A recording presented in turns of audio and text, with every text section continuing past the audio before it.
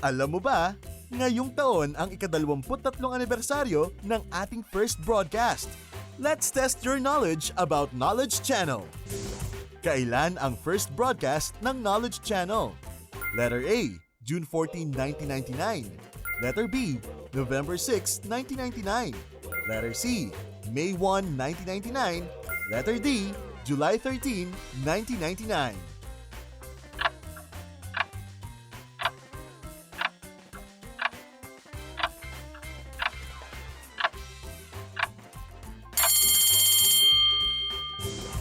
Noon pa man, naghahatid na ng mga makabuluhang educational programs ang Knowledge Channel. November 6, 1999, nang una tayong umere sa telebisyon.